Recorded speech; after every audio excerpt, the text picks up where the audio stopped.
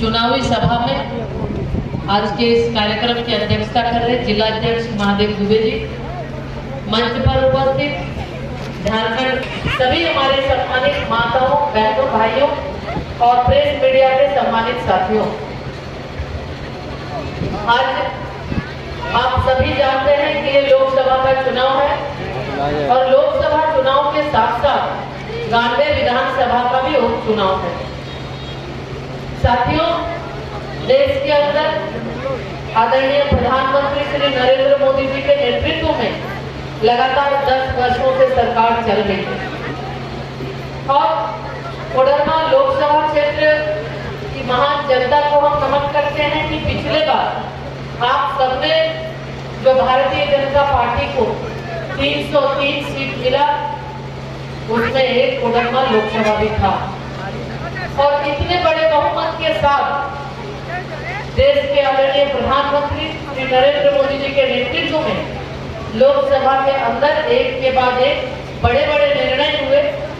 और उस निर्णय में कोडरमा लोकसभा का भी एक वोट पड़ा। साथियों, आज देश में सशक्त और मजबूत सरकार आपने बनाया। आपके आशीर्वाद से, आपके सहयोग से देश में दोबारा आदरणीय प्रधानमंत्री श्री नरेंद्र मोदी जी एक प्रधान सेवक के रूप में देश की सेवा कर रहे हैं और आज तभी ये संभव हो पाया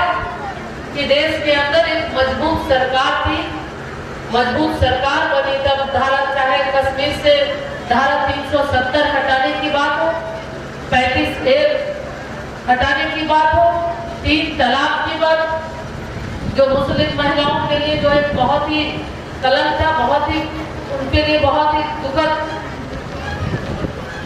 होता था। आज उसके साथ साथ देश के अंदर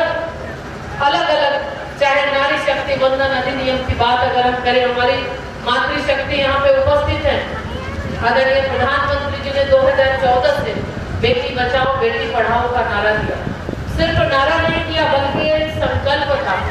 उस संकल्प के साथ महिलाओं को आगे बढ़ाने का, महिला सशक्तिकरण का उन्होंने जो एक मिसाल पेश किया कि हम महिलाओं को लखपति दीदी बनाएंगे, हम महिलाओं को आत्मनिर्भर बनाएंगे, स्वावलंबी बनाएंगे और इसके तहत लगातार देश के अंदर बेटी बचाओ बेटी पढ़ाओ अभियान के साथ साथ देश के अंदर एक के बाद एक नए नए कानून भी आए। केंद्रीय शिक्षा राज्य मंत्री आदरणीय अन्नपूर्णा देवी जी, जनवा की तरह की योजनाएं, साथियों आपको जानकर यह आश्चर्य होगा कि लगभग 176 गरीब कल्याण की योजना लगातार देश के प्रधानमंत्री जी के द्वारा आप सबों के लिए चलाया जा रहा है। हमने उन दिनों को देखा है जब पूरा विश्व आफत और आफत की स्थिति में थी। हमने उन दिन को देखा है जब कोरोना में चाहे गरीब हो, चाहे मजदूर हो, चाहे किसान हो, चाहे व्यापारी हो, चाहे कर्मचारी हो, हम सभी घर में बैठे थे, हम सभी घर के अंदर थे। देश के प्रधानमंत्री ने हम सबको आह्वान किया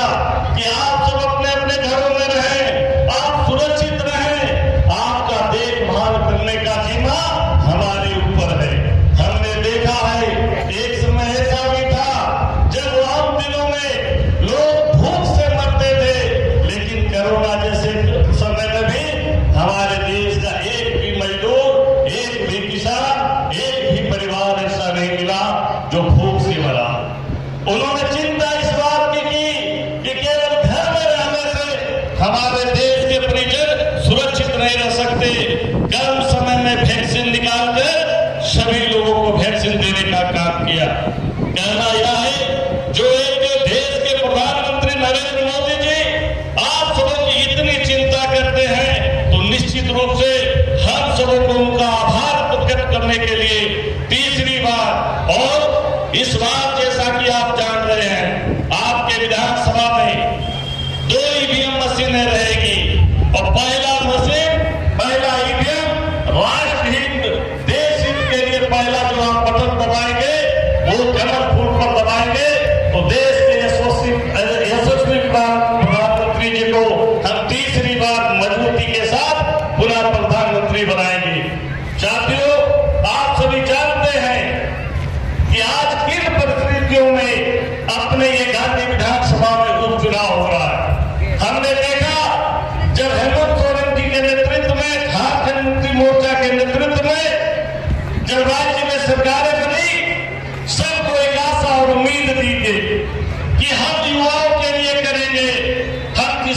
के लिए करेंगे, हम गरीब मजदूरों के लिए काम करेंगे।